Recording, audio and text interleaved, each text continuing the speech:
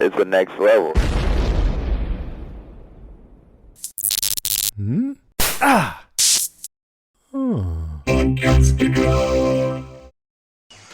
I see two of them, but not the one who killed Alex. He's there. Hold on to that for me, will you? What? Listen to me very carefully, John, because I'm not going to have time to repeat this. You're going to go into that greenhouse through that hole there. Once inside, you're going to turn left. Go about 20 paces until you see a patch of anthuriums on your left. They're in an alcove against the north wall. Face that wall, reach down with your left hand. You'll find a switch that activates the elevator. The elevator takes you down to the actual Orchid Station. Whoa, wait, what? Okay.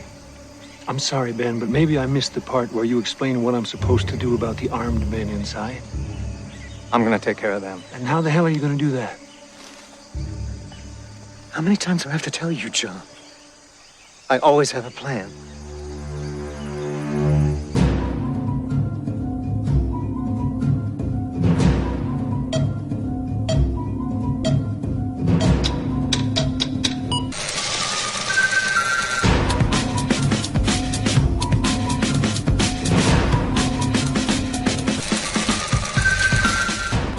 Welcome to another episode of We Have to Go Back, Lost Revisited, as we continue onward on our journey into the fourth season of the series.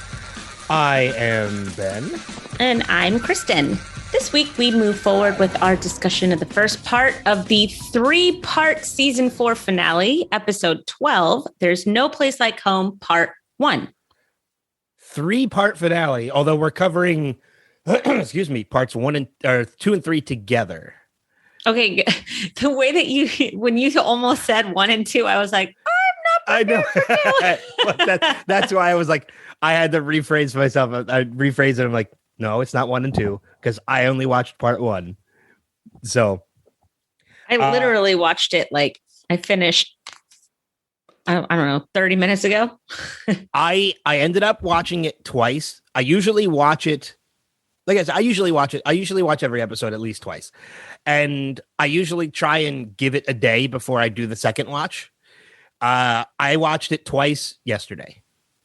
I really wanted to watch it again, to be honest, as soon as it was over. But I felt that I got enough. I might watch it again and like watch all 3 episodes together for the finale. I might do that too. My main reason behind that is because I watched this the first time and I forgot how fucking good this finale is. Yeah, it's a really good finale. I had the same thought, about, I think it was in the opening scene. I thought to myself, oh, this is going to be good. Yep. And I think too, this is one of the highest rated finales of the series. I think the season 4 finale is one of the highest rated episodes of the, because I know on IMDb it's at a 9. Part 1 is at a 9. Part 2 is at like a 9.4, and part 3 is at like a 9.2. So I mean, these are high rated episodes, which proves it's a strong finale. Probably the last high rated episodes of the series. Well, so interesting. Not by me, but no, not by me at all. So interesting tidbit. I was watching this video on YouTube, and they were playing a game as to guess whether or not the season finale of a show was rated rotten or fresh on Rotten Tomatoes. And they showed finales like Breaking Bad, Dexter, Lost, Game of Thrones. Oh my gosh, I want to see this so bad. I'll send you the link to it or whatever it is. I'll send you the link to it so you can watch it. And they had they had to try and guess the percentage that it was rated. And every single person that played guessed the Lost finale as rotten. And it wasn't. The Lost finale. Good. It was a good finale. Like the series finale was good. You were right on about Game of Thrones. Like they rated that rotten, and it was certified rotten. And I think Breaking Bad was like certified 100% fresh. That series finale. That's a good show. But like it shocked me. Like all these people were guessing like Lost certified rotten. I'm like, No, I'm like, what? Dexter was certified rotten, right? Oh, Dexter was certified rotten. Like, I'd be interested to know if Dexter or Game of Thrones had the lower. Which one had the lower percentage? I'm pretty sure it was Dexter. Really? Yeah.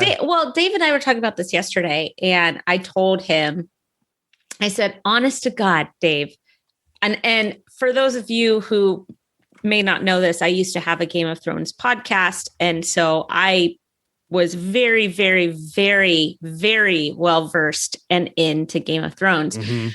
I would rather watch the Dexter finale. I'd rather watch the entire Dexter final season than one more episode of Game of Thrones in any season. So I'm looking for, it doesn't give me episode list. There we go. So episodes. I get mad if I just see a picture of Game of Thrones. Still, it's been 2 years. I still get angry. I know you do, because you still bring it up on here every once in a while. Well, which I'm good fine thing with. you don't live with me, because we talk about it every day. I hear no end of it. So the Game of Thrones finale, season 8, episode 6, was at 48% on the. That's too high. That is too high. Dexter, let's see, which also ran for 8 seasons. Oh no, Dexter. Oh yeah, Dexter ran for 8 seasons, with the 9th coming soon. The season itself was rated at 33%. And Goodbye Miami was 33%. So Dexter was lower rated. So I know you disagree. Like, I vehemently disagree. I arguably think, and you know, I hate how you feel about the Game of Thrones finale is really how I feel about the Dexter finale. I was so let down by that finale. Yeah, no, listen, season. It was. They should have ended it at the end of the Barrel Girls season. That was the last of it. That was anything after the end of the Barrel Girls season. And it ended so nicely at the end of the Barrel Girls season. It just should have stayed that way, just stayed that way. And everything after doesn't matter anymore. Like, that's the way that I choose to believe it. Unfortunately, with Game of Thrones, and see, this is where I differ with Dexter and Game of Thrones. With Game of Thrones, the whole thing is working towards this epic finale on 2 fronts. One is, the return of King's Landing to, something different. And the other one was the war with the Night King, right? Mm-hmm. The Great War, the big war. I haven't even retained it anymore in my brain. That's how mad I am. And it failed so hard that you can't even watch something like Hardhome or Battle of the Bastards or any of the really amazing episodes and think, ooh, I can't wait to see how this pans out eventually, because it's not going to. So you're in. Welcome to the Lost podcast, where we talk about every show but Lost. We'll get to Lost in just a second. Everybody knows we banter at first. It's fine. Just keep hitting 15 seconds forward or whatever it is. Okay, it'll be fine. So how you feel about Game of Thrones and how the finale ruined a majority of the series is really how I feel about How I Met Your Mother. Oh, don't even get me started on that. Because after seeing the series finale of How I Met Your Mother and the ending that they gave us, like realizing, spoiler alert, that the mom dies and he ends up with Robin all along, like, what was the point of the rest of the show? And they just have her like in a bed. Like, he's reading a book and she's just laying in bed. Oh, your mom got sick and then she died. Well, are we? Oh, that's all the time we're going to spend on it. Yeah. Okay, great. And you spent a whole season setting up Barney and Robin's wedding, only for at the end of that season, we got divorced. Ben, we've set up several seasons following a stupid yellow umbrella. I know. I mean, I can't.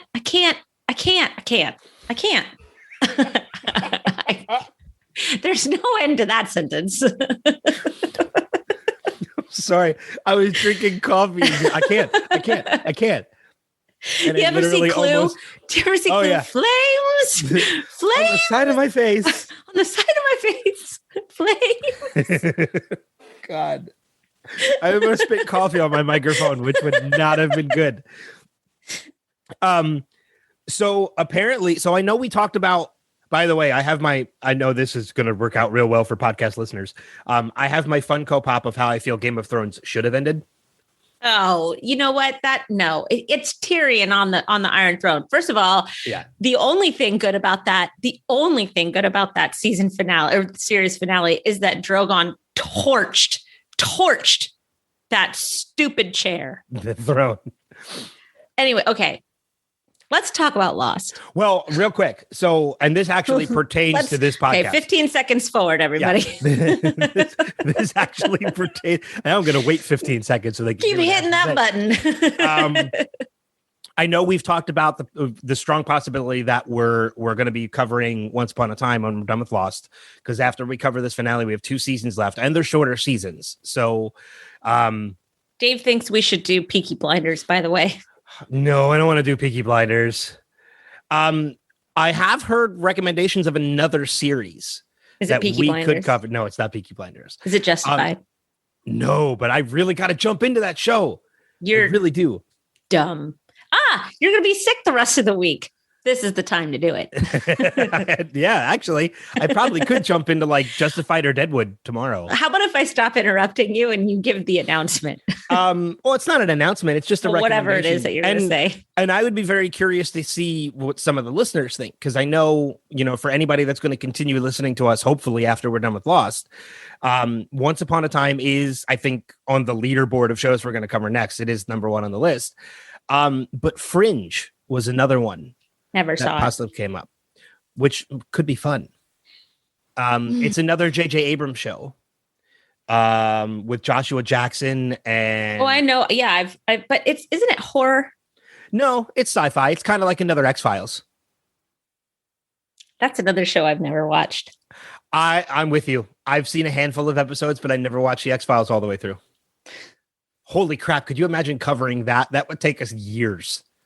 Well, it's taken us like 3 years to get through Lost. So, well, we finally have a set date of recording now. We were in like a state of flux these past couple seasons. I don't know if anybody has noticed, but we've had a worldwide pandemic for the past year. Yeah. And it's thrown us into a little bit of mix. Let's be real. We were missing weeks before the pandemic even happened. No, it's just worse. The pandemic. It's just the pandemic. Our pandemic started a year before the pandemic started. Did it hit our houses hard? Let's talk about this finale. This first part of the finale. Yeah, let's do that. Because this is, man, just for being part 1, there is a lot of setup for parts 2 and 3. There is. But before we talk about it, let's just tell people, if you haven't listened to us before, first of all, you should go back to the beginning. But we are a spoiler full podcast. So we can talk about anything that happens on the show at the end, at the beginning, at the sideways, at the upside down, at the right side up. So if you haven't watched the show all the way through, yes, we're going to talk about Stranger Things too. Wouldn't surprise me. I know. Let me get through this. Sorry. If you haven't seen the show all the way through, then just be prepared that you might get spoiled. Okay, now I'm done. Now you can mess around again. No. It's fine. So ordinarily, I usually throw it to you on where do we want to start, but I really think out of everything that happens in this episode, we got to start at the beginning. And that opening scene. I mean, it literally sets up everything that we're going to get in this entire episode. I mean, I think after we talk about that opening scene, we can jump around as much as we want, but I think that opening scene has to be the first thing we talk about. Yeah, I think you're right. After that opening scene, one of my first notes that I made was that, and this goes for pretty much the whole episode as a whole, but the first scene really sets up that tone. There was a definite sadness throughout the entire episode. Yeah. And I don't know, like we were talking about the weather before we were making small chat about the weather. We were talking about the weather before we started recording, and it's been really gloomy here for the past 5 days. I live on the coast of North Carolina. And I don't know if it's the weather or what, but I just felt sad like the whole episode. But the first scene really set up this overall sadness. Well, yeah, because there's kind of like a sadness and a macabre in that opening sequence with them sitting in the cargo hold of that plane, because you can tell, you know, they're, and it's a line that we get at one point too, you know, from Jack and Son in an interaction with Jack and Son, like, if anybody has anything, you know, that we can answer, just tell them we're in shock. And Son with the, like, we are in shock. Like, you can look at them and tell she's not lying. Like, that representative from Oceanic is talking to them, and Jack's the only one answering. And it's not like he's interrupting them, the other five, or the other four, rather, because Aaron can't speak yet. Like, it's just, they have nothing to say. Yeah, you know, this is where Jack is really strong. Jack is, Jack is somebody who has been through a lot of devastation because of his career, which is why he did so well at the beginning of the crash. And you can see that he's taking on that leadership again. Something clearly happened. I mean, we know at this point what it was, but for the first time viewer, if you're looking at this episode face value, you could tell Son isn't with Jin. Mm-hmm. Where's Sawyer? Sawyer's not there. Claire. Sawyer's not there. Yeah. Claire's not with Aaron.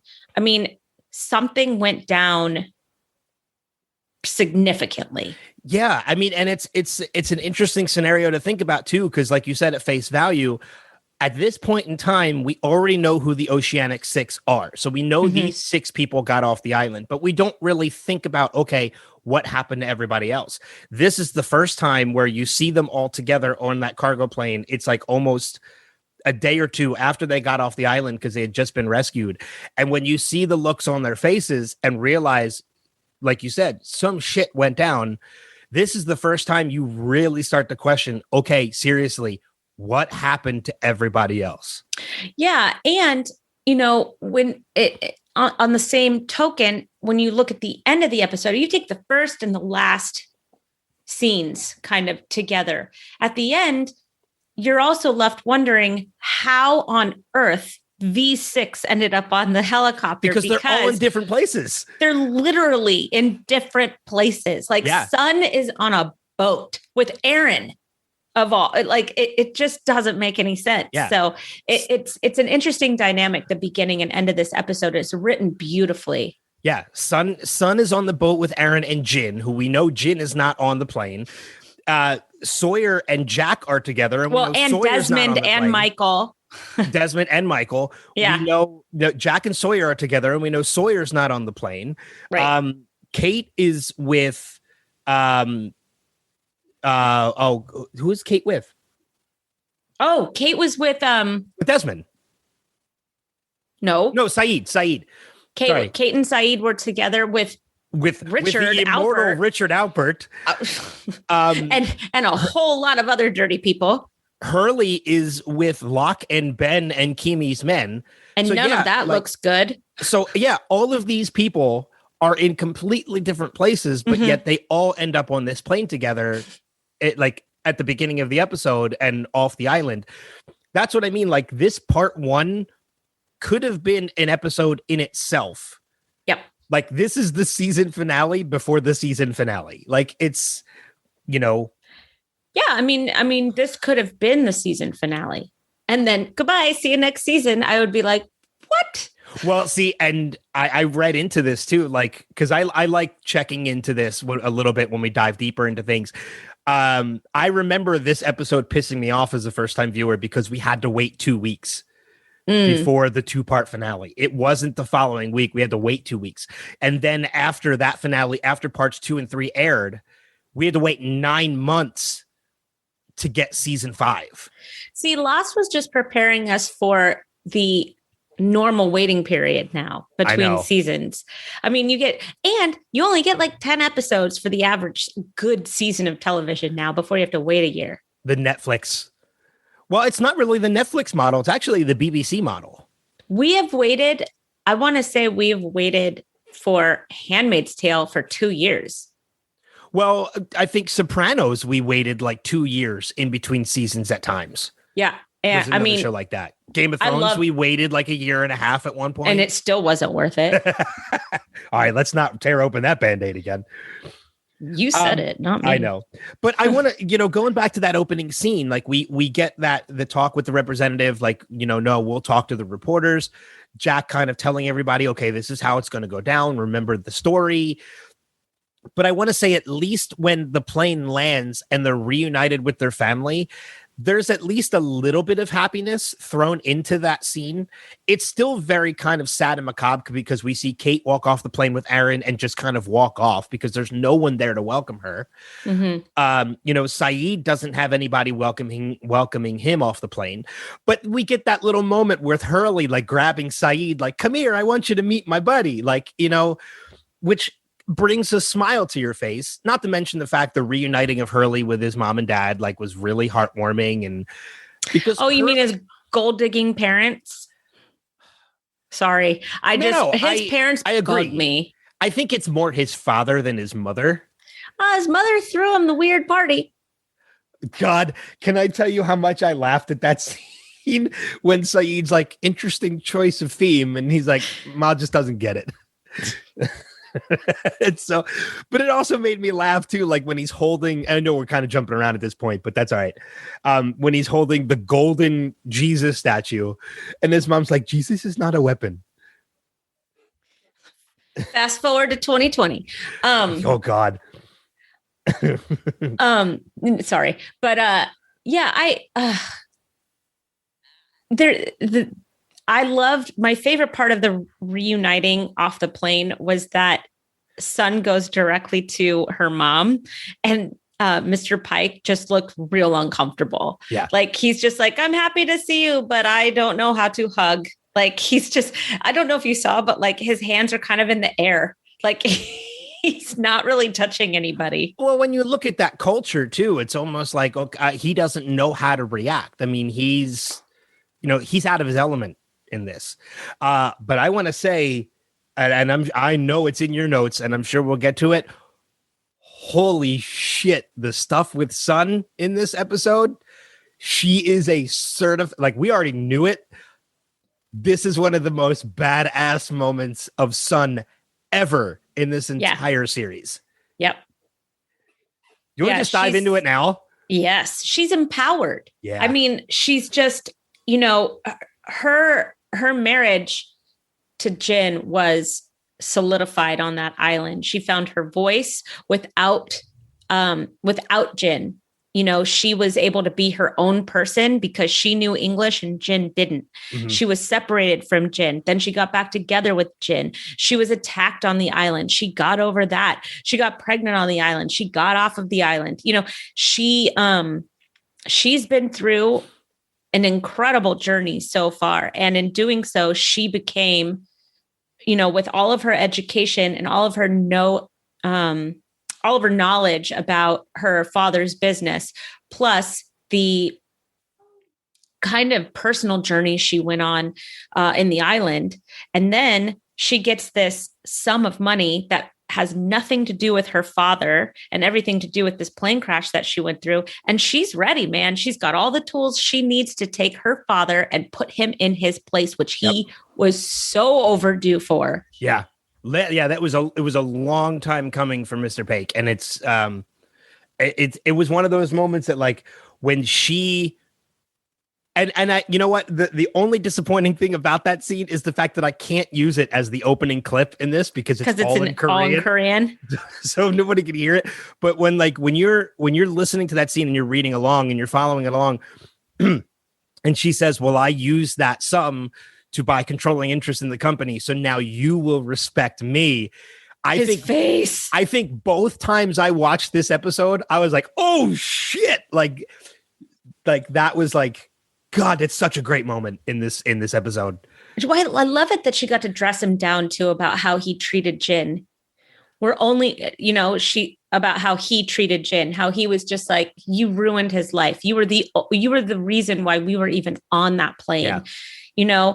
You hated my husband. You didn't respect him. I mean, everything that she said to him was true and pointed and just so perfect. Son, man, I love her. I mean, and she calls out her father too by saying, like, there are two men responsible for my husband's death. You are one of them. Like, she pulls no punches with her father in this scene. And what we'll find out when we watch, when you watch the next two episodes, is that Sun really believes that Jin is dead. Yes, 100% believes that Jin is dead. We don't. Yeah, as a first time viewer, we don't know that yet. Mm-hmm. Because we don't know anything yet at this point as a first-time viewer. Like, we don't know what's going to happen. But yeah, I mean, at this point, again, spoiler territory, Sun honestly believes that Jin is dead. And it's interesting too, because when you listen to that conversation and she says there are two men responsible, as a first-time viewer, you have to assume the other one is Ben. Because she knows, or Michael. Like, we don't know at this point who is the other person she's talking to. Well, I mean, you could say you could reasonably, I think that it's Kimi, because Kimi's the one that set the C4, right? And we leave this episode seeing that Jin is down by the C4 with people that are also not a part of the Oceanic Six. So, I mean, it is possible to make an early conclusion that Jin died on the boat. That it could be Kimi, yeah. I didn't even think about that. Yeah, because that C4 is controlled by the heart monitor that Kimi has. So it could be, it could be a number of different scenarios that's responsible for Jin's death. Mm-hmm. And actually, I think in the end, it is Kimi that's responsible for Ben's death. Yeah, what stinks is that the only person that probably could have disarmed that bomb is on the island right now. Who's that? Who's Saeed? Oh, Saeed, yeah. Yeah. Oh yeah, Who's Saeed that? Saeed could have looked at that C4, that bundle of C4, and told everybody, like, okay, go to the deck, I got this. Yeah. And had it disarmed easy. in a matter of time. That's easy for Saeed. So speaking of Saeed, I want to jump from, unless you had any other notes on the Sun flash forward. Nope, I'm good. I want to jump to the Saeed part of the flash forward. Because, we see the press conference, which we'll talk a little bit about, of course, too. But there's that moment where the same representative from Oceanic tells him, like, there's somebody outside. She wasn't on the list. And we see the reuniting of Saeed and Nadia. Like, this scene, I did not know how to feel about this scene. I really honestly didn't. I was so conflicted because, one, I was happy that Saeed had his moment of being reunited with Nadia, but I was partly devastated because I know it's not going to last. Mm-hmm.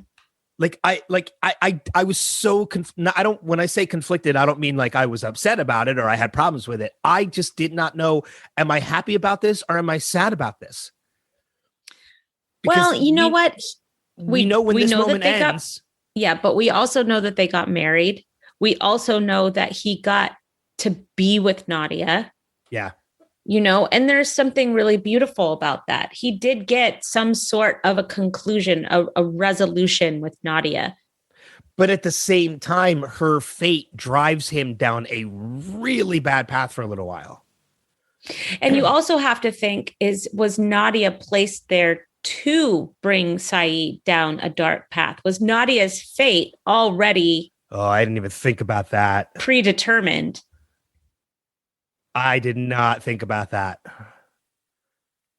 Because, yeah, she could have been just part of the plan the whole time.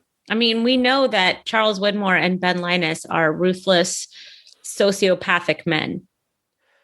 And that's one of the things that, like, I'm trying to remember. And again, like, we've gotten to a point where there's certain things we don't remember, which I like. And I'm trying to remember, like, we've already gotten the scene where Ben tells Saeed, like, this guy is the one responsible for Nadia's death, and that's what leads Saeed to working with Ben. But I can't remember if that was truth or if that was deception on Ben's part just to get Saeed on his side. I'm trying to remember, and I don't think that's revealed. That might be revealed in parts 2 and 3. I can't remember. I don't remember. Yeah. I'm looking forward to finding out, though. Yes, me too. So what about you? Like, take us to another spot. Let me get to my notes. My notes are in my phone, and my phone has been blowing up since we started recording, so I've had to put it in a different spot. So I want to talk about actually my actual favorite scene in this movie, and that movie? Oh my gosh, Kristin, in this episode was the bombshell about Claire. Yeah. Let's talk about that, because I have feelings on that scene too. So I want to start. I have a question. Did Kate hear that whole thing? I think she did.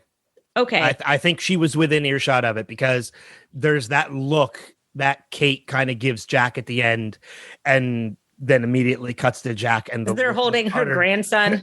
Yeah. Excuse me. And then it cuts to Jack, and the look of utter shock on his face. Yeah, I think Matthew Fox was phenomenal in this scene. Yeah. His nonverbal acting while she was saying this whole thing, as we know what he's experiencing. This is what's great. We know exactly why he's as shocked as he is. We know exactly why he took a couple steps back. I mean, it's incredible. He's floored. He's literally floored at this point. Well, not literally. He's not on the floor, but what he's able to portray in just his face and body language, it was really, really well done. It's so funny, because the minute I saw her, I remembered, oh yeah, like you forget about that for a while.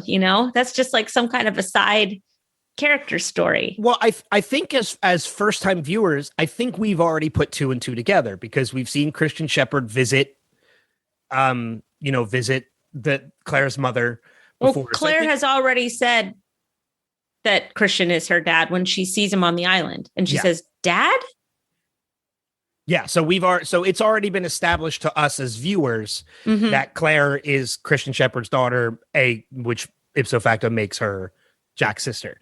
But yeah, this is the first time that we're getting the reveal of Jack finding out that Claire is his sister. I love it. I absolutely love it. I love the whole speech. And then, then you realize that Jack doesn't want to see Aaron for a very specific reason, because Kate was like, why won't you come? Why won't you come? You won't even, you need to see Aaron when they were fighting before the court case, before they got back together. I don't know. There's like a weird, I have to try and remember the timeline again, but like he didn't want to see Aaron for a while. And then they got into this weird fight where he said, he's not even your blood, or he's not even your family. You're not even his mother.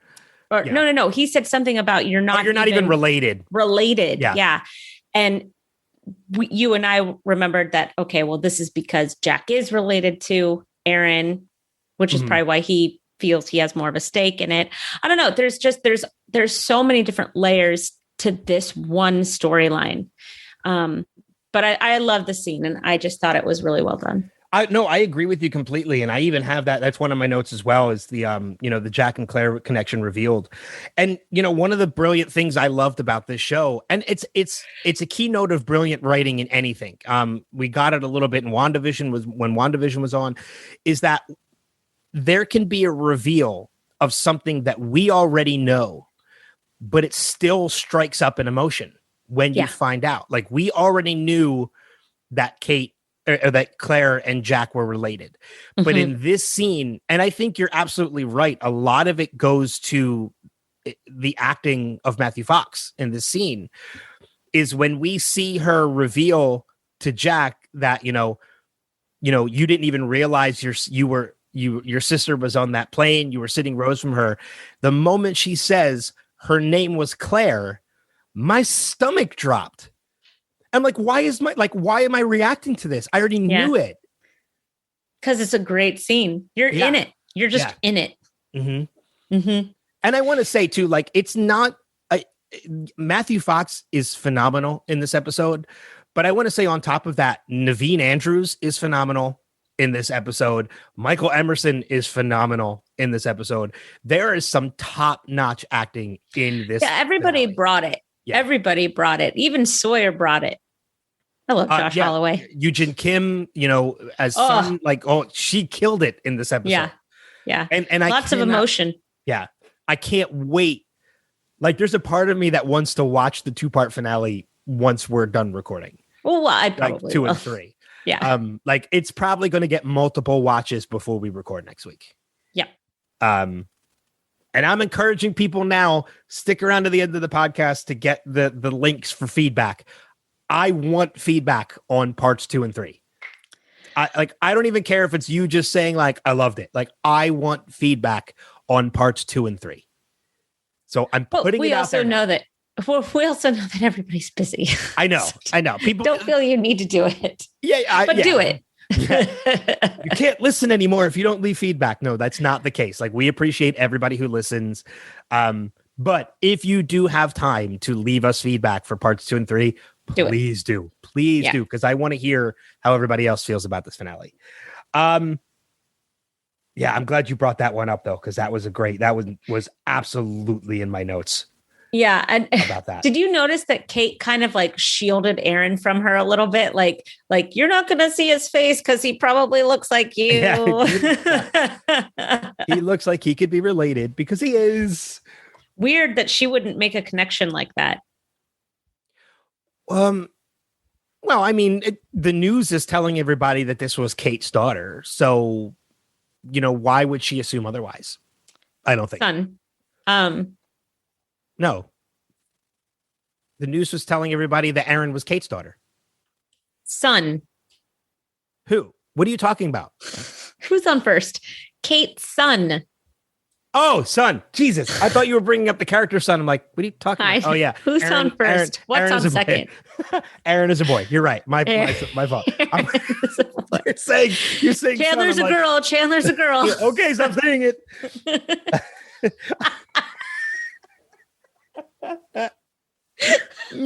Off the rails. Just the fact that you can bring up that line and I immediately know the response. And I broke Kristin. Linda Click-Clocken. Oh, the line that started our friendship. Okay, stop saying it. I'm so sorry. I broke Kristin. Sorry, folks. You got to do it. Laughing fit for a minute. I'm sorry. Okay, I'm ready. I promise I'm ready. Oh, I'm all sweaty now. I know. You kept saying son. I'm like, why are you bringing her up? Like, she's not part of the scene. Chandler's a girl. Okay, I can't do it. Okay. So we talked about the son flash forward off the island. We talked about Saeed. We talked a little bit. Let's just continue on with the Jack stuff. In Christian Shepherd's wake. I really don't know if there's a lot of other stuff to talk about. I mean, no. You know what? I did have one thing to say about that. Is that Kate was like, "You did a good job," and and then she said, Jack said, "Well, I had a lot of practice," and I thought to myself, "No, you didn't. Hurley did all of the eulogies. You did like maybe one or two, maybe, but Hurley was in charge of funerals." Yeah, that's a good point. Mr. I did everything on the island wasn't right. See, I could flip back and forth on Jack, no problem. When he said that, though, do you think that was referring to the eulogies, or do you think that was just referring to dealing with death? Because he did have to deal a lot with. Yeah, but no, I think that it was, having to do with eulogies because he just gave a eulogy. And I think out of all the funerals that they had on the island, I think he only gave a eulogy maybe once. Maybe. Yeah. I don't know. Hurley was the one that went around and talked to people and found out stuff about people. And, he knew everybody. Hurley should have done Christian Shepherd's eulogy. he would have done a better job, not even having known Christian. I know. Jack's like, this is just for me. Bye, Dad. I loved you. So long. Yeah. Okay. What was on the back of the cocktail napkin, Jack? Because that seems better than what you just said. Well, but I do want to say one thing about that scene, though, too, is as we've learned over time throughout the course of the series, that Jack does as much as he's authoritative and he can take control of a situation, he does kind of have trouble with words. I mean, look at him writing his wedding vows. Live together, die alone. That was genius. And it comes back in this episode. Yeah. We have to go back. Oh, well, no, I'm talking about via Sawyer. It comes back. No, I know. I'm just Okay. saying more of his stuff. Yeah. Oh, yeah. Live together, die alone. And that's still one of the most popular phrases of this series is if we can't live together, we're going to die alone. Rose, if you say live together, die alone, Jack, I'm going to punch you. I love Rose and Bernard. I know we've talked to MC Gainey and we're going to be talking to, Brad William Henke at some point over season 5 while we're covering season 5. I really need to start reaching out and trying to get some more of these people on. You get Rose on. We have to talk to her about being Captain Holt's mother. Captain. Oh yeah. Yeah, that's right. In Brooklyn Nine-Nine. I would love to get L. Scott Caldwell on because she's fantastic. She is everything she does. I didn't meet Bernard. I met her oh God, what's his name? Hearst? No. The one that exploded. Arnst. That's right. I met Arnst years ago and he was great. My gosh, I totally forgot about that guy. You got a little Arnst on you.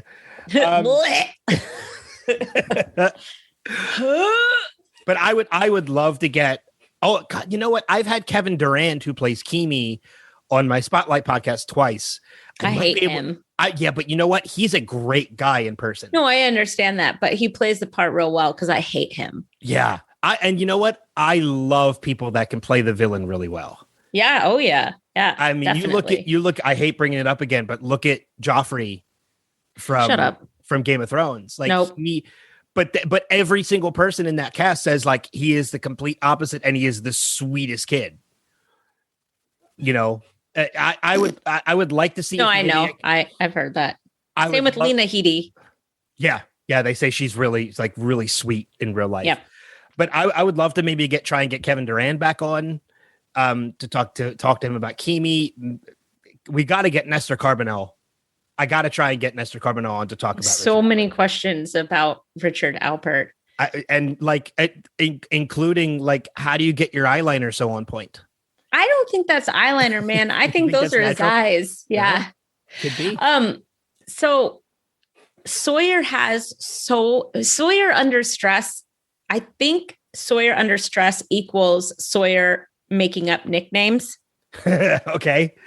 Because he's under an incredible amount of stress in this episode. And we hear him say Genghis, Yahoo, Shaggy, and New Otherton. Which was my favorite. Yep.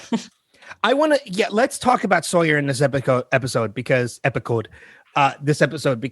as we've talked over the episodes we've been doing this, I have found a new love for Sawyer, for the character. Mm-hmm. This episode is no exception. Yeah. When he and Miles run into Jack and Kate, when he is telling Jack that they lost Claire, and when he says to Jack and Kate, we were kind of hoping she went back to the beach, there is such a look of honest to God concern on his face for Claire. These are his people. Yeah. These are his people. He's never had people before in his entire life. These are his people. He's another one. Josh Holloway acts his ass off in this episode. That look of concern for Claire, but even there's that little head down moment when he tells Jack just like Locke said, when he's admitting that Locke was right. It's kind of a look that he's giving to Jack. I want to say I told you so, but I won't. Yeah, well, it's a high pressure situation right now. He's got a baby in his arms. It's probably the first time he's held a baby. Yeah. Doesn't know where his friend is. He just saved that friend after being blown up in a house, which she miraculously lived through. You know, there is a theory out there that Claire died in that scene, and that's why she goes crazy. Is because it's not Claire anymore. Oh, I'm sure that's absolutely true. That's a great theory. Yeah. That's a great theory. I love it at when he chases after Jack and he says, hang on, I'm not going to let you go dying by yourself or dying alone. I'm not going to let you go die alone. And yeah. I love Sawyer in that scene because, as we've said before, like, he is the kind of guy that, like, maybe he'll insult you, but when it comes to protecting his own, he will die for you. Including Jack. Yeah. And Sawyer knows how dangerous Kimi's men are. I mean, they just killed everybody in the cottages. He watched Alex get shot in the head and they left her body in the middle of the grass. Yeah. He knows that's how a ruthless man. He knows how ruthless and bad Kimi's men are, but yet seeing Jack go off on his own, he's still willing to risk his life to go with Jack and make sure Jack is protected. Yeah. Like that scene alone, if that scene, just that scene alone tells you everything you need to know about Sawyer. Yes, 100%. And I love it. Yeah, because I have, hold up, you don't get to die alone. That's the quote. And he loads the gun as he goes. He's great. I love him. But it's also important to note too that Miles just kind of gives that like, good luck, you know. But again, Miles doesn't really have any reason. He doesn't know these people. Not to mention, he doesn't know that he needs to get off the island. Yeah. Yeah, he doesn't know a lot of what's going on right now. He's just kind of wandering through the woods, just happy to be out of the boathouse. Yeah. You know, as far as what these people know and what they don't know, it's very interesting to me that Miles doesn't know what's going on. Charlotte's kind of in the lurch about everything going on. The captain didn't know about secondary protocol, but Daniel does. So how does Daniel know about the secondary protocol when the captain didn't even know? I found that to be a very interesting question about this episode. Well, the captain's just there to man the boat, right? Yeah, I guess his job is basically just to get them there and get them home. Yeah, I think. I mean, my assumption would be is that Daniel Faraday knows the entire plan because it's probably the plan probably has a lot to do with him. He's the math guy. He's the guy that probably knows how to get on and off the island. You know, he knows about the bearings. He knows about the time difference. And I'll bet that, you know, his whole objective is to make sure that they don't go to secondary protocol. But maybe he thinks that's a lost cause now. I don't know. Yeah, because it's very interesting when he realizes that secondary protocol has been initiated. Like, that's the first thing he says to Charlotte is, we need to get off this island. So he knows, but Charlotte doesn't know. No, she doesn't. Which is that's interesting. Well, that's why I said, like, Charlotte's kind of like out in the lurch. Miles doesn't know anything, but Daniel knows what secondary protocol is. Right. So Charlotte not knowing, that's more interesting, I think, than the captain not knowing. I want to point out too that this is kind of the first hints that we get of a ship between Charlotte and Daniel. Like, that's going to get explored a little bit more into the next season. I did. Ugh. I know. But that's going to definitely get explored more next season. Mm-hmm. But this is the first time we kind of get that inclination that, like, okay, there might be a little something more between Daniel and Charlotte. They're not just team members. There's something more. And we find out in the next season that it's more on Daniel's side than Charlotte's. But there's some there on Charlotte's end. She has some care for him. She saw him go away on that boat, on that little speeder boat, and you could tell she felt genuine feelings. Concern. Yeah. Yeah. She was concerned that he was going off to do this. Let's see. We talked about the C4 already on the boat. Where do you want to go? If there's anything... Oh, we need to go to Ben and Locke and Hurley. Okay, let's do it. Go for it. Start us off. Oh, thanks for saying where we're going to go and then throw it to me. It's fine. Well, yeah, No. because I know you have stuff to say. No, I mean, and it's fine. Like, again, so it's very interesting to note that I think this episode in particular is, we've said over the course of this podcast that certain characters, like there are arches and there are waves with some characters. Some characters hit an arch and then come back down. Other ones just fluctuate like Ben. Like Ben fluctuates off and on, off and on. And the dynamic between Ben and Locke is in itself a wave. Like there are certain episodes where we see Locke seems like he's in more control than Ben. And then there are other episodes where Ben is definitely in more control of the situation than Locke is. This is one of those episodes where Locke has kind of been like the key to everything, like finding the cabin and everything else. But now, we're in a situation where Jacob tells Locke they have to move the island. Locke doesn't know how to do that, but Ben does. So guess now who's back in control? Ben. And that's Ben. Yeah. And when Ben is in control, he is a very dangerous person. That dangerous doesn't necessarily mean dangerous for the Losties. It could be dangerous for other people. As we're going to find out, it's not dangerous for Locke and Hurley. It's dangerous for Kimi's men. When you look at him at the end of that scenario and he tells Locke, what are you going to do about Kimi's men? He's like, I told you, I always have a plan. And just walks off to give himself up. It's like, okay, he has to have a plan because otherwise that's the dumbest move he can make. Mm-hmm.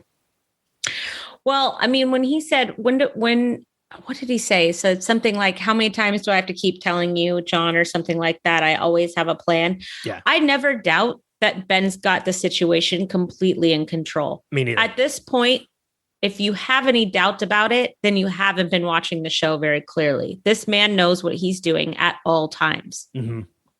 Yeah, absolutely. And as what's going to show in the parts 2 and 3, it's not dangerous for Locke and Hurley. It's dangerous for Kimi. Yeah. But in return, that also becomes dangerous for the people on the boat, which Ben has no idea about.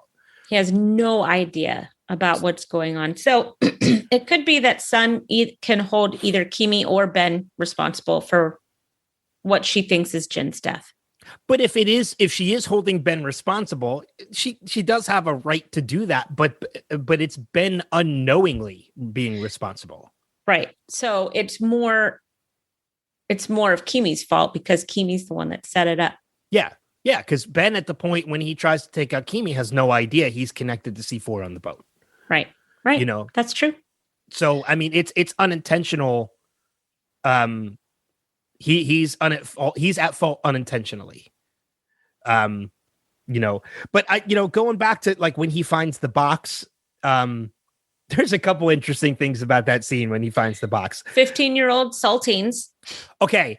The fact that Locke sees that box of saltines and immediately tosses it to Hurley, I found kind of insulting on Locke's part. I did too. Okay. I'm glad I'm not the only one. No, I was like that. Well, you know what? This is, I have turned on Locke. I turned on Locke along very early in this season, right? Nothing he does is for the greater good anymore. Everything is for just himself. He's just as bad as Ben, I think, in this situation, if not worse, because at least Ben has some sort of bigger picture that we don't know in mind. Locke is just reacting to what he thinks he should be doing for his own personal benefit and journey. He thinks he's the leader, but the leader of what? The leader of you? Because like you haven't given anybody else any respect or anything like that in a while. Yeah.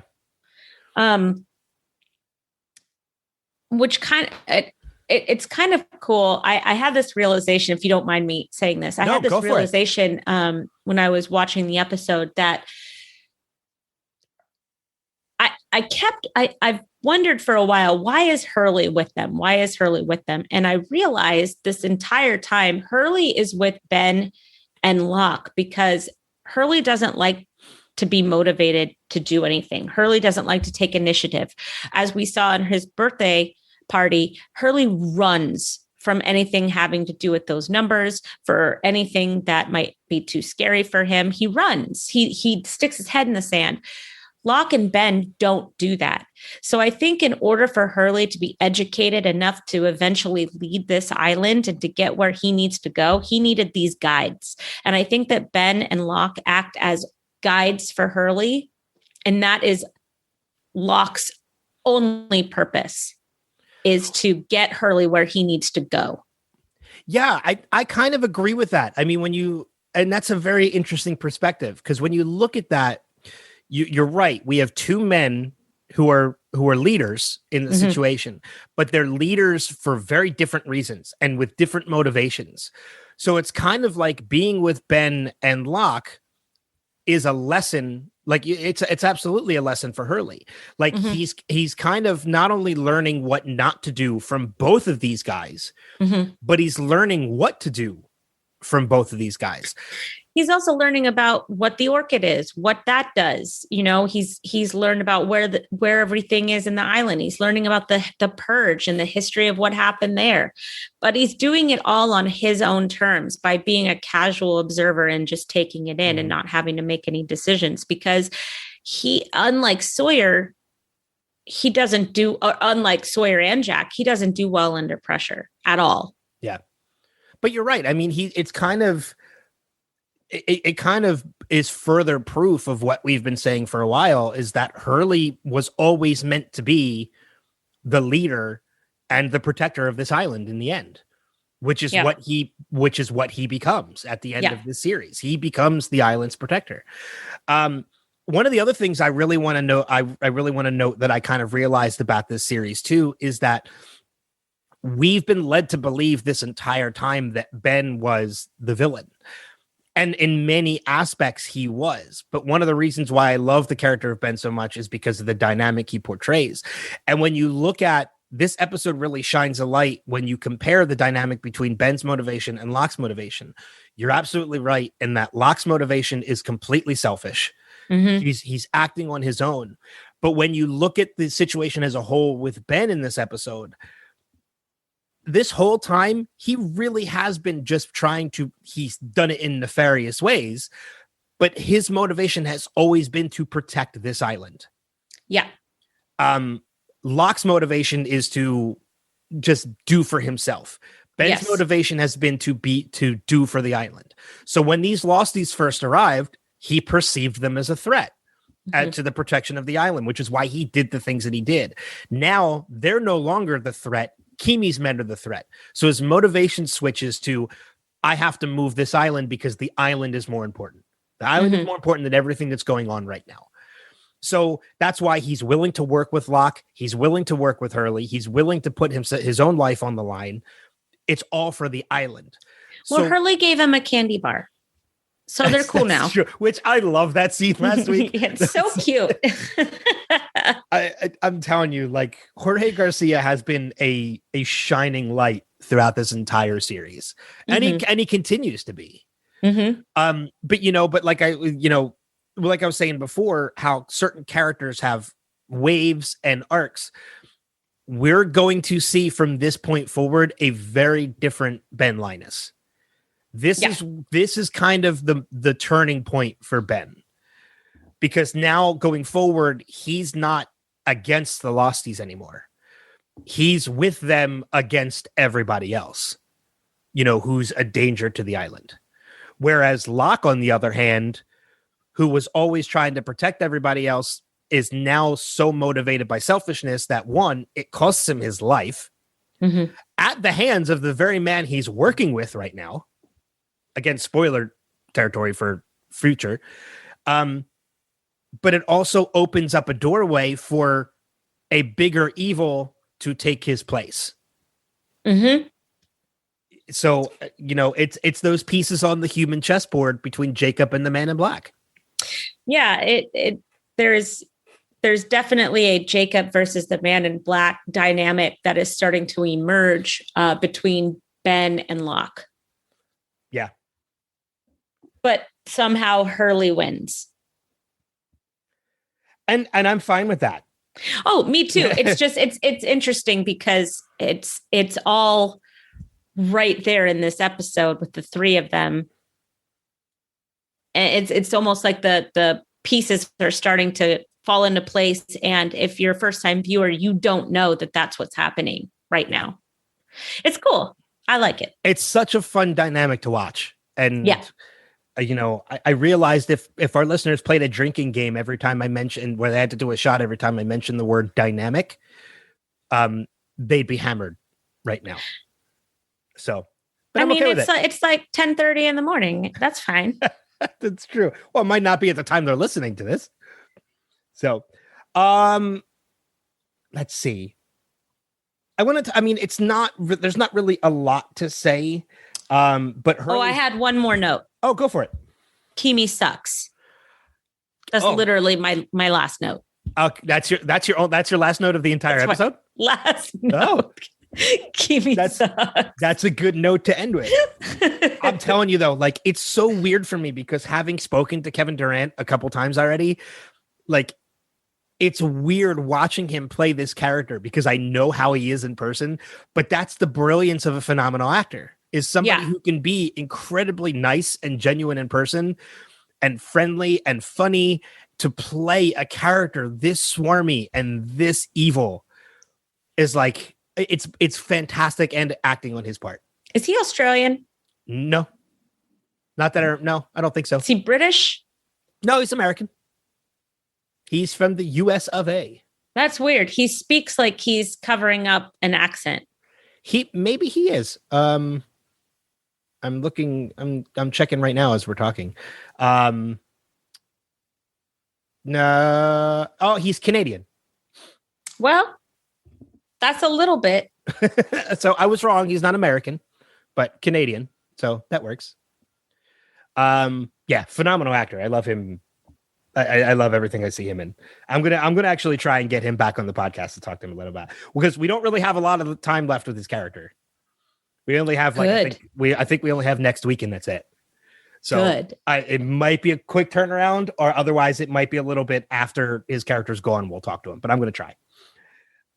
Stupid Kimi. Stupid Kimi. So let's see. I want to jump back to Hurley's birthday party. Because you mentioned, you touched on it a little bit. There's the Camaro with the numbers on the odometer, which is the first time we've seen the numbers in a while, actually. Mm-hmm. The writers and the producers kind of like to throw them in there as kind of like hidden things, but they haven't even been hidden things in a while. They were hidden in this episode. Well, they weren't hidden. It's revealed that they were. Or do you mean they're in another part of the episode? So at the birthday party, there are 4 palm trees on the lanai, 8 helium balloons tied by the pool, 15 presents on the table, 16 party hats worn by background individuals, 23 and 42 were the numbers on the jerseys worn on the 2 boys crossing over the pool right after the DJ was shown. On the plane that the Oceanic 6 arrive on, the numbers 1717 on the side were on the plane. 1 + 7 = 8. 7 + 1 + 7 = 15. 1 + 7 + 1 + 7 = 16. What? Get the hell out of here. And the Oceanic 6 found rescue after 108 days. They did. They found, I do have that in my notes, is they found rescue after 108 days. After on the 103rd day, a typhoon washed a fishing trawler with supplies that made them able to build the raft, or to get the raft and leave. Which a very interesting thing to note, which first off, before I even get to that, well done. Thank you. Because even in my deep dive, I did not pick up on that. That, if you could see my face, my jaw was dropping the more you gave me over those numbers, like from the jerseys to the presents. That's well done. That was phenomenal.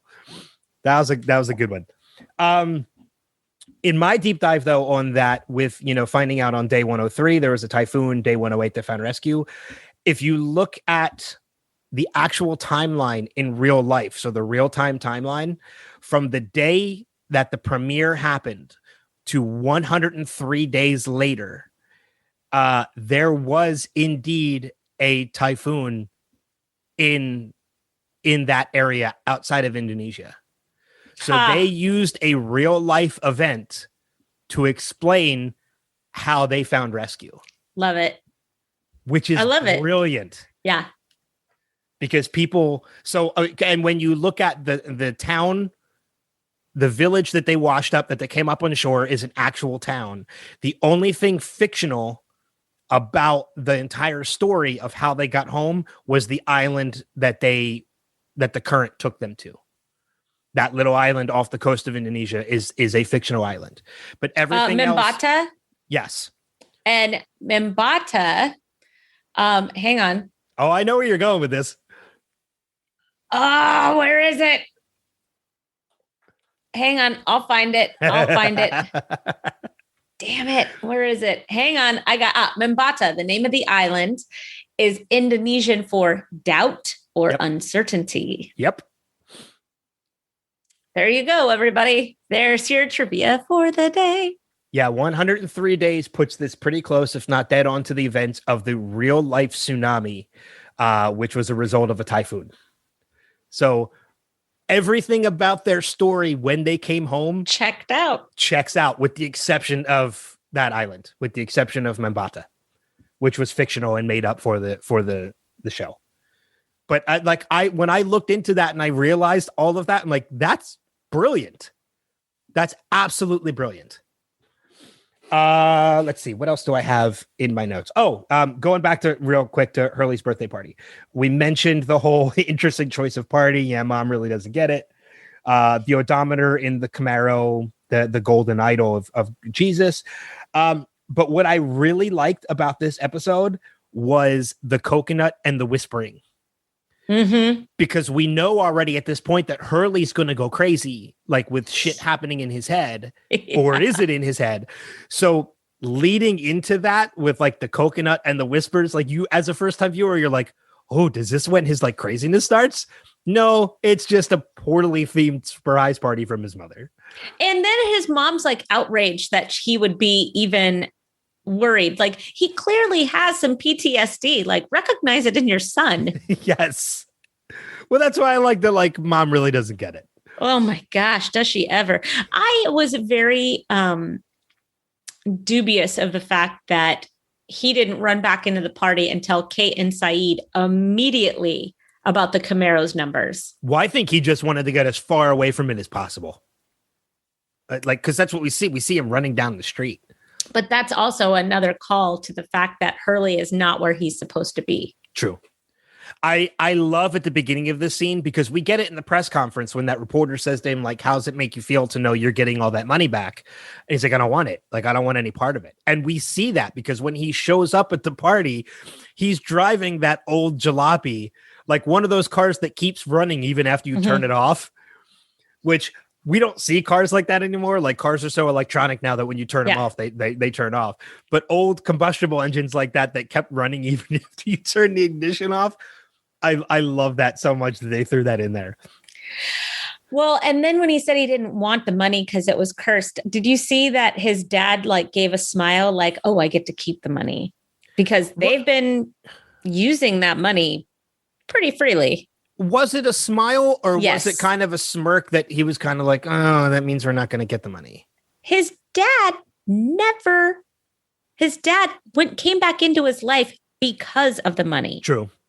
And you know that that's where they lived and that's what they lived on after Hurley was gone. It's not like they all of a sudden didn't have his money. God, when he walks into that house before the surprise party and he finds the coconut. What a gaudy house. Oh, gaudy is the word I was just going to use. Like, it is ugly.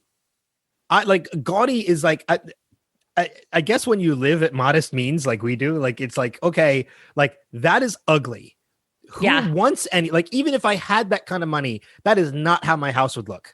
No, I want homey. I love homey. I want people to come over to my house and be like, oh, I'm so comfortable here. Not like, is it okay if I sit on this? Yeah. Modest chairs, modest decorations. Yeah. All of my money would be put into the studio in the basement. All of my money is usually put into food.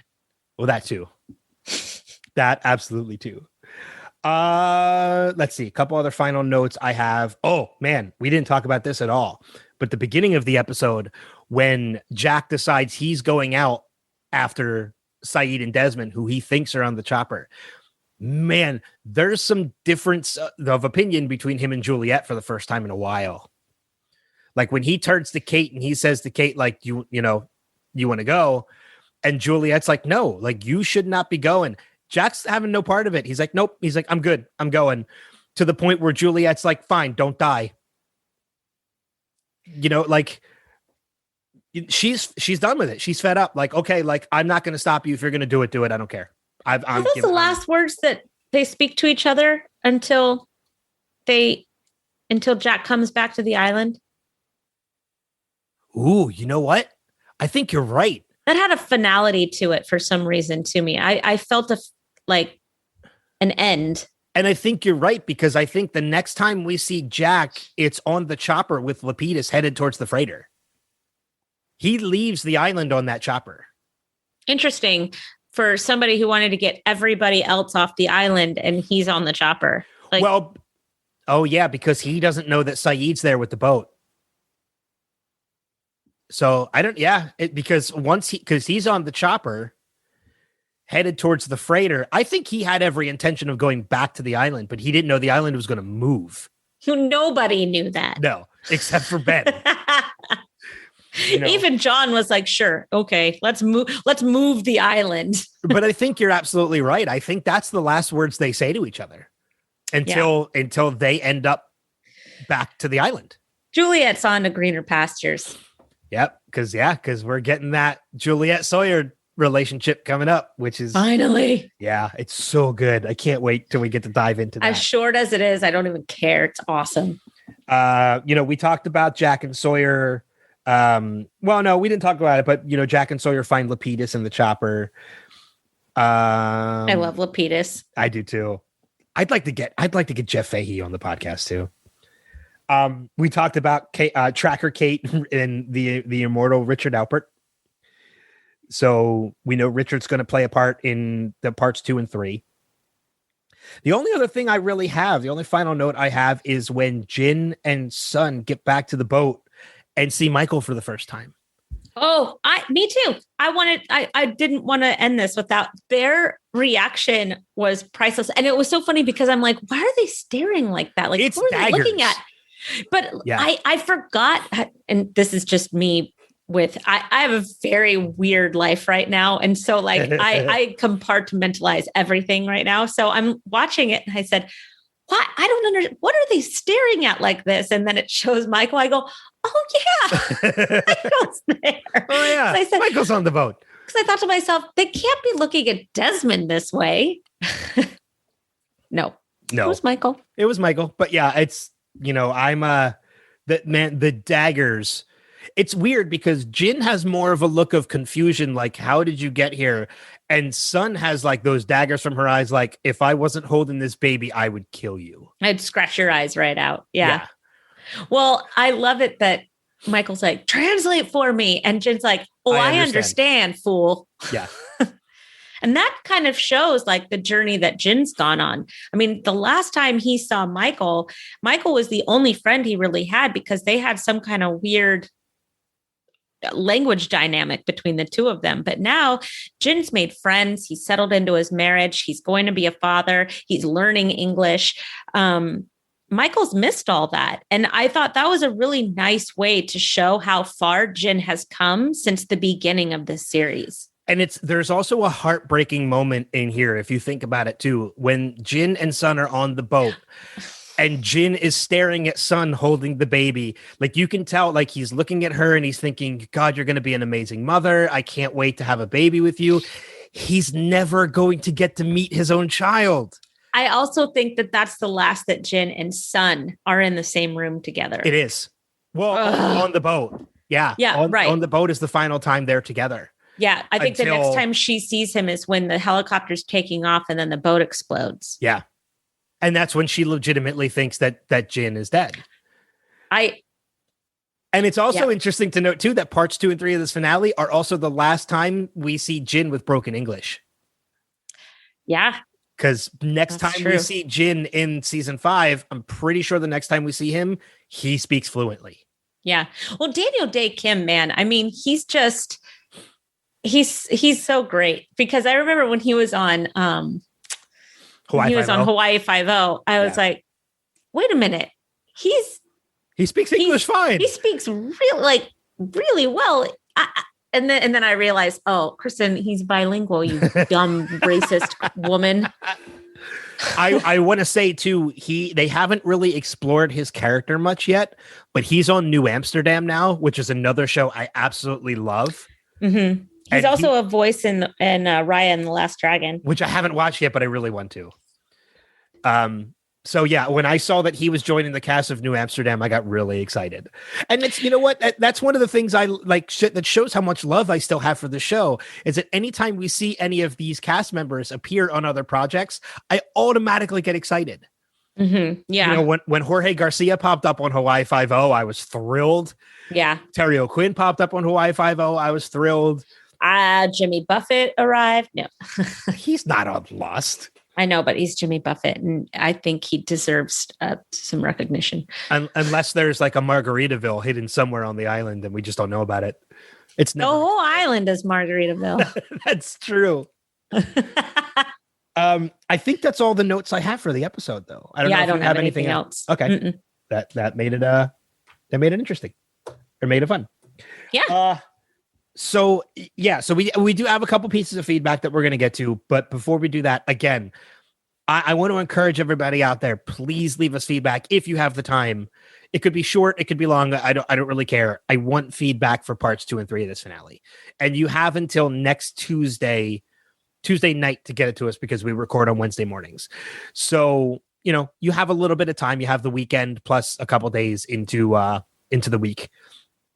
But ways that you can leave us feedback. First, we're on Facebook at facebook.com/Lost Revisited. We are on Twitter at Lost Revisit Pod and Instagram at Lost Revisited Pod. You can email us at lostrevisitedpod@gmail.com. And if you'd like to leave us a message, you can record yourself and send it to our email address. Yes. One of the other things I want to mention too, if you like the show, please be sure to leave us a review on Apple Podcasts or whatever app you're using that allows you to leave reviews. Let us know, because the more reviews we get, the more we love you. I'll just leave it at that. So that leads us to our pieces of feedback for this week. We have feedback from our friends Steve Brown and Des Combs. So let's kick it off with our buddy Steve Brown.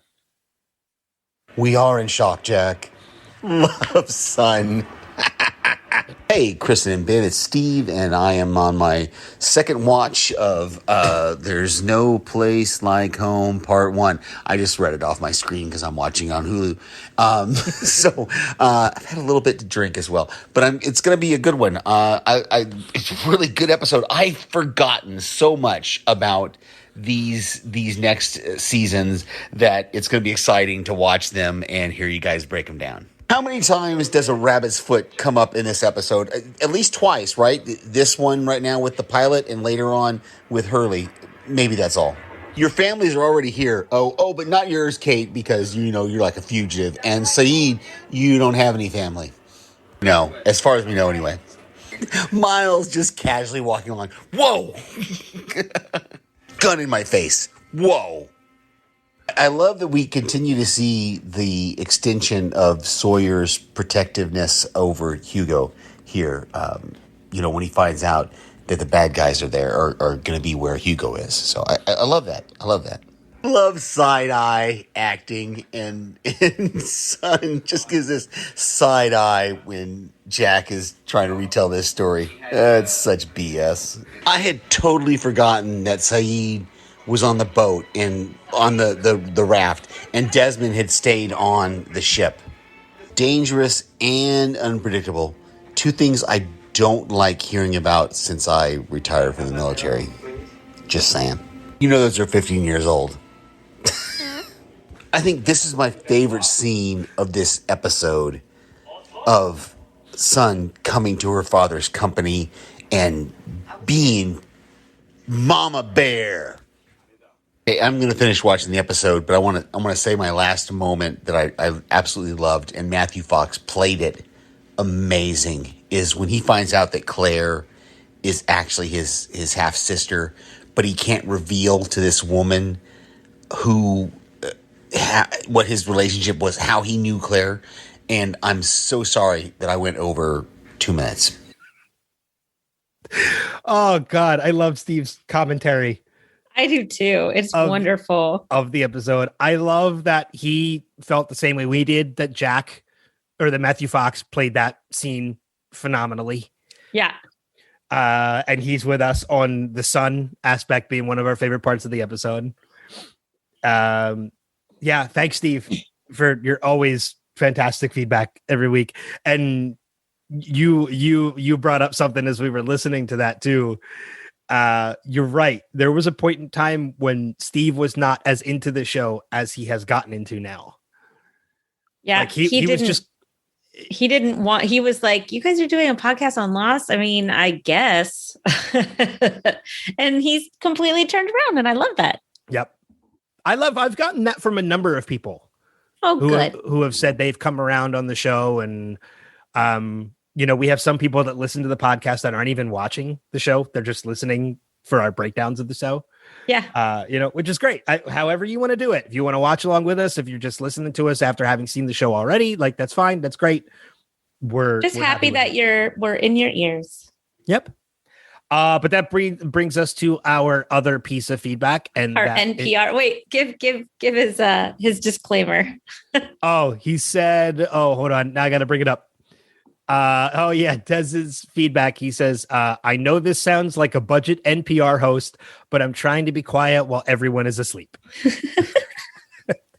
So we don't listen to these in advance. But just that note's kind of like, okay, what are we going to expect from this? From this feedback. Good times. Let's go ahead and play that now. Hey, Kristin. Hey, Ben. Hope everyone's doing well. There's no place like home. So we're finally up to part 1 of the 3-part finale for season 4. This episode really amps up the suspense. We have Jack and Kate trying to get to the helicopter so they can get to the Kahana. We know Kimi has a dead man switch hooked up to him to blow up the freighter if anything happens to him. Meanwhile, Ben, Locke, and Hurley are heading to the Orchid, where Ben has every intention of killing Kimi. Gee, I wonder if that'll all work out okay. All right, I haven't defended Jack in a while, so here we go. Yeah, he sometimes can be a little condescending to Kate and Hurley, and he can treat Sawyer like dirt. But this episode, we pretty much just see the good in him. The man just had his appendix taken out, and he's going to do whatever it takes to make good on his promise to get the Lossies home, even if it means he doesn't make it. He even admits that he has made calls that have put others at risk and wants to go get them to safety. Then he even gives his father a nice eulogy. On the other hand, Kate makes a great observation. You know, when most people are lying and can't look you in the eye, you do the opposite. I wonder if that's like a common trait of sociopaths. At the Oceanic 6 homecoming, we get Jack's mom, the Pakes, the Reyeses, and finally Nadia. And we also get Michelle Forbes from, Star Trek and True Blood as Karen Decker. Just a few more observations before I go, I swear. I know Oceanic gave them a lot in the settlements, but Sun got enough money to get controlling interest of Pake Industries. I guess it wasn't as big as we thought it was. The looks on Sun and Jin's faces when they see Michael, that was priceless. Jack finally finds out that Claire is his sister. And the first reporter at the press conference is a total dick. I mean, could he be a plant for Widmore or maybe even for Ben? The very first question, he comes out with a really snotty attitude. And I mean, these are people that just were rescued from a desert island, you know? Well, not desert island, but a jungle island. And then he just gets worse and worse, you know, until finally, you know, Michelle Forbes cuts him down and says, you know, that line of questioning's off the table. That's all I got. So I'm going to let you guys go. Bye. Thanks, Des. Yeah. For your NPR report on this episode of Lost. That reporter really was a dick. Especially the way he just brought it up. Most of them were. Well, like even the one reporter that was like, you know, like you all look surprisingly healthy, and Hurley jumping right to his own defense of like, are you talking about me? Yeah, look, I wouldn't have put them in front of a microphone. I just wouldn't have done it. Well, the Oceanic they left it up to them. It was Jack's decision to do it. Yeah, but I wouldn't have even put it to them. They probably should have had just one person speak on their behalf. I don't know. Yeah, I don't know. It's a difficult situation. You know, because like Jack said, they just want to get it over with. Yep. So, yeah, you know, it is what it is. But thanks, Steve and Des, for your feedback on that one. And again, we encourage everybody to leave us feedback for parts 2 and 3 of the finale, which we're going to cover next episode. Yeah. That leads us to our recommendations for the week. I unfortunately have not yet had the chance to watch Minari, but I know you did. Is that your recommendation? And if it isn't, what did you think of it? Because I'm very curious. It is my recommendation, actually. Okay. I thought it was really good. I don't know. Did you see Parasite? No, I haven't even seen Parasite yet. Parasite's really good. I've noticed, and I've seen Parasite now, and I've seen Minari, and they're both phenomenal movies. And while Parasite is a Korean-made movie and Minari is an American-made movie, I've noticed that they both are quiet movies with a very powerful personal punch. So it's very different than anything that I personally have ever seen Stephen Yeun do. We all know I'm a huge Walking Dead fan. We are big Walking Dead fans. It takes a minute to kind of disconnect your brain from him being Glenn, especially since he's wearing a red baseball cap most of the time in this movie. But he's really, really, really great in this movie. And I recommend it. I don't want to give too much away because I think that you just go in and there are some very quiet themes in this movie that are just incredibly well done. So yeah, I liked it a lot.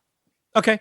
Yeah, I plan on watching it this week. I actually have I've actually been able to get my hands on pretty much all the Oscar nominated movies. I will tell you have to go through the selections to find the subtitles for the movie. It took us 4 tries. Really? Because and this is something we'll talk about we'll talk about more when we're done, but I'm pretty sure I added the subtitles for that one. So the subtitles that were added were in English only. And then for the Korean, it says speaking Korean.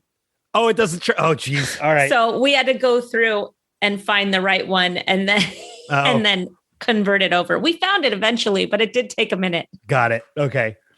Yeah, which is going to be interesting because one of the other movies that's part of the Oscars is Another Round, which is Dutch.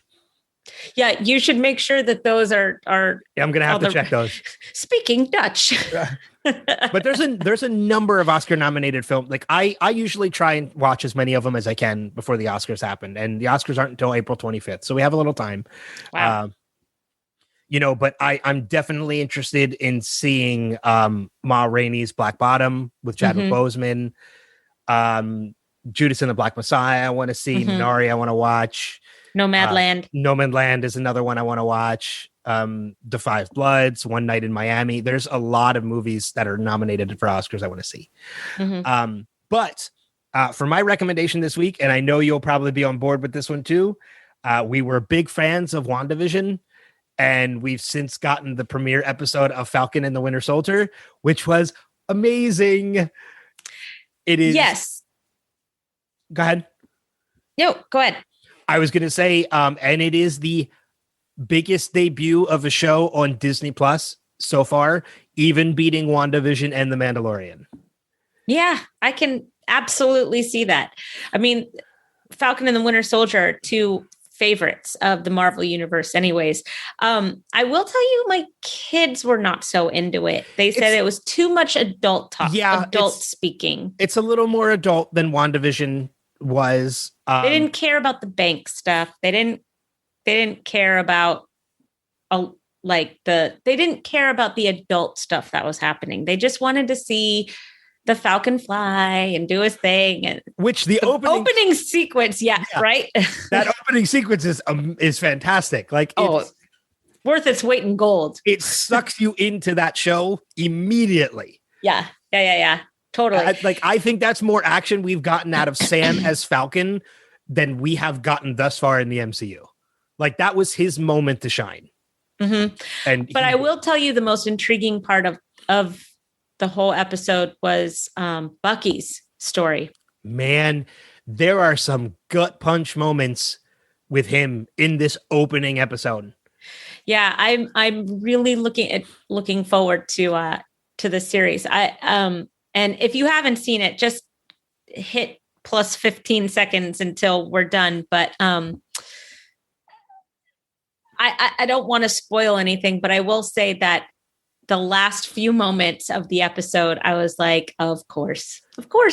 I don't want to say anything too spoilery. Right. All I will say is I've heard a number of people say they predicted it. I didn't. When he knocks on that old man's door and looks into the apartment, my heart sank. Oh, you didn't know that that's what was happening? I wasn't thinking about it. I was concentrating too much on the episode itself that I wasn't trying to put pieces together. Oh, the minute I saw him and they started talking, I told Dave, this is, I told Dave what the deal was, and he goes, really? And I said, yeah, because Dave thought that it was just Bucky hanging out with like his old pals from the war. That's what I thought. That's honestly what I thought. And then when the reveal is made, I was like, oh shit. Like that's not the one I was talking about. I was talking about the other reveal on Falcon side. The news. Oh, yeah. Yep. Yeah. Again, we don't want to be too spoilery because we want you guys to see it. So Falcon and the Winter Soldier is my recommendation. And I got to do it again. 3rd week in a row. Resident Alien. Yeah. If you have not watched it, watch. It's like I said, the show is hysterical. I've been in tears every episode. And now there's only 2 episodes left in the season. But it did get renewed for a second season. It got renewed for a second season already. The story has really, like, it's season 1, so it's a lot of setting up characters and exposition and stuff, and setting up part of the story for where the story's going to go. But it's more introduction of characters for like the first 4 or 5 episodes. We're on like episode 8, man. Like, the story took off on a rocket for episodes 9 and 10. That I'm just like, give me 9 and 10 now. Like, I need to know what's happening. And it's like, and it is one of those series that I will rewatch after 9 and 10 happens, because there's just so many comedic moments. Alan Tudyk is phenomenal in this show. He's phenomenal in everything he does. Yeah. I like him in the Sandra Bullock rehab movie. Oh, 28 Days? Yeah. I liked him. So, I mean, I liked him in Patch Adams because he's one of the guys that's in the mental institution with Robin Williams in the beginning of the movie. I adore him in A Knight's Tale. That movie, I love that movie so much. A Knight's Tale is one of the best movies ever anyways. Yeah. That movie is so underrated. Con Man, which is another thing that he did. Firefly, of course. Like he's the voice. He does so many voice characters. Like he's Weaselton. Yep. Yeah. Wesselton.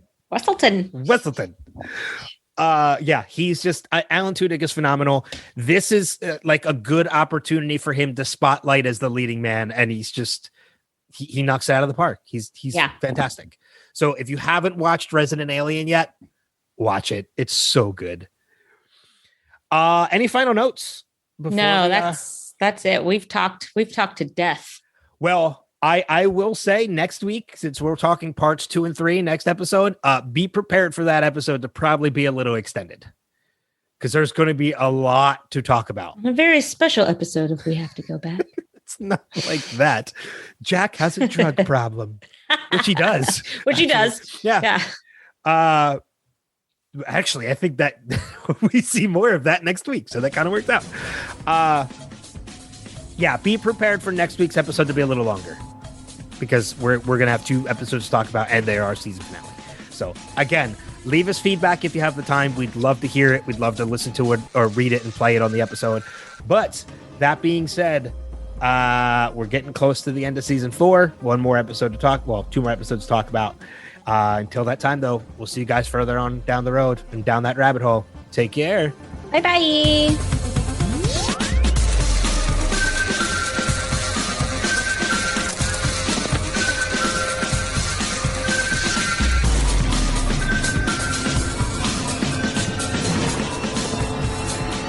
We have to go back, Kate.